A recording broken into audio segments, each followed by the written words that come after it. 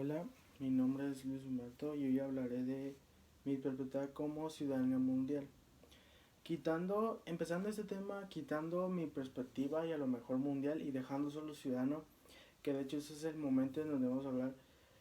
El nacimiento de este concepto que fue en Grecia, tomando en cuenta que fue en Grecia, actualmente a lo mejor nosotros vemos, o no a lo mejor, muy posiblemente, o no posiblemente, de hecho es común ver o llamar a alguien ciudadano mexicano, tanto americano, tanto Brasil o Argentina, es muy común verlos. Sin embargo, este concepto en Grecia, que es donde es el nacimiento de este concepto, la verdad es que no era muy común y es que hombres nomás lo podían obtener, pero dejando de fuera los extranjeros y dejando de fuera también los esclavos, que eran los que no lo podían tener. De ahí en fuera solo podían obtener los hombres, no las mujeres. Obviamente ese concepto hubo avanzando con el tiempo, en donde hubo una edad donde ya se podía hasta heredar el título, después le permitieron a las mujeres y después se le permitieron a los niños. Sin embargo, este no es el único cambio, por así decirlo, social.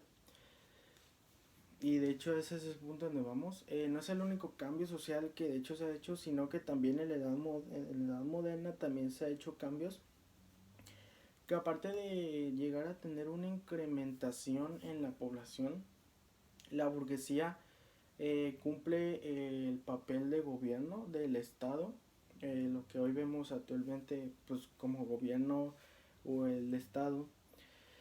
Aparte de tener la clase media y tener la clase baja, y aunque suene lamentable, de hecho en ese tiempo sí, en esos tiempos en muchos lugares se practicaba la explotación de los campesinos por parte de los nobles.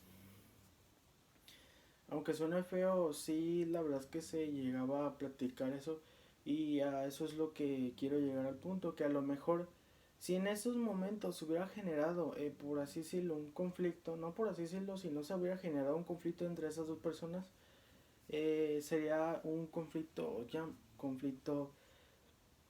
social. Y es que en sí un conflicto social es cuando pues hasta podríamos llamarlo un conjunto de personas donde todas se tienen un objetivo para lograr un resultado X o un resultado Y. En este caso podemos poner un ejemplo del feminismo, que el feminismo es un resultado de que las mujeres quieran protestar por el hecho de que quieren caminar seguras y no sentirse inseguras por algún maleante que les vayan a hacer en el camino. Ese tipo de movimientos existen y sería un conflicto social, ya que las mujeres tienen un mismo objetivo en común, y sería el hecho de obtener protección, tener X cosa o tener X Y cosa por un simple hecho. Aunque sus ideas son diferentes, la verdad es que si sus ideas son diferentes, sí, pero a lo mejor se tiene, de hecho no a lo mejor, de hecho sí, si se tiene un objetivo en común, eh, se se puede lograr, aunque muchos tengan ideas diferentes, o el objetivo común sigue siendo el mismo. Y aunque a lo mejor, de hecho, no a lo mejor, este tipo de eventos son internacionalmente y algunas son internacionalmente vistos por culturas, obviamente por mundos. El simple hecho de estar internacionales actualmente, a lo mejor muchas culturas sí lo apoyan, a lo mejor otras culturas hasta lo censuran, o sea, no lo apoyan.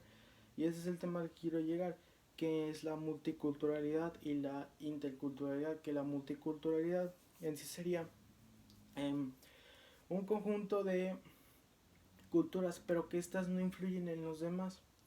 En cambio, la interculturalidad es un conjunto de culturas en donde, podemos decirlo, todas conviven en un solo lugar.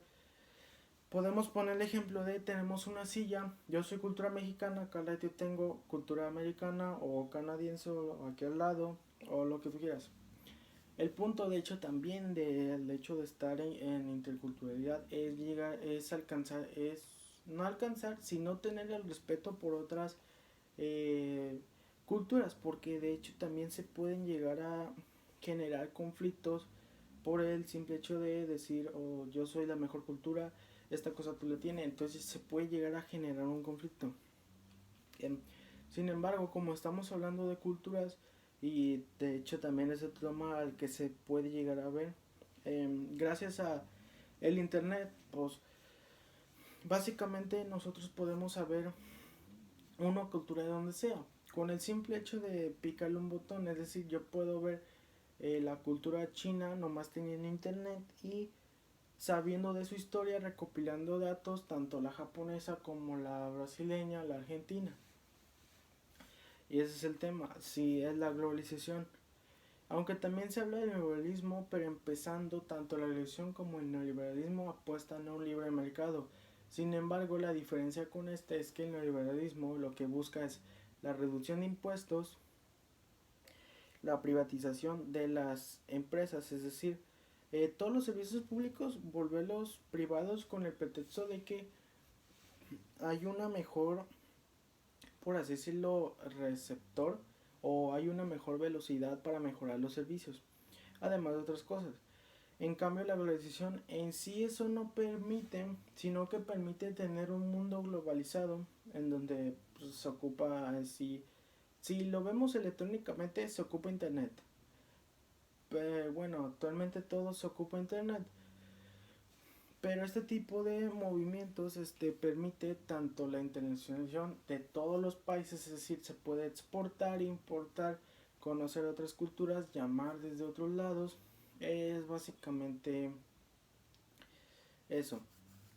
Y llegando a la globalización y a lo mejor aclarando un poco el neoliberalismo, también podemos llegar a anclar la globalización como la identidad nacional y identidad global, que a lo mejor se estarán preguntando, pues, ¿qué es la identidad nacional y global?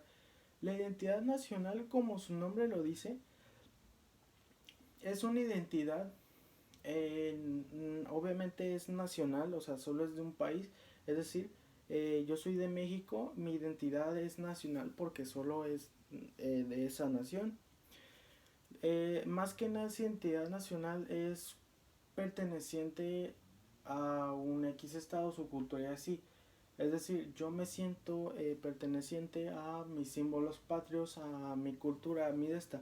El simple hecho de tener símbolos patrios o tener algo que identifique a ese país y nacer ahí es algo que se puede llegar a decir pertenezco a este lugar y se genera un estado de pertenencia. Sin embargo, en cambio la identidad global no está, dejamos de lado los símbolos patrios para decirlo así de alguna manera, convivir internacionalmente. Que aparte de que se busca un mejor mundo, eh, la diferencia con esta es que como no convives con tu propia gente, por así decirlo, la gente nacional, convives con otra gente internacionalmente, pero se tienen que encontrar con gustos similares para que no se empiecen a chocar. Aunque van a tener diferentes ideas, son gustos similares.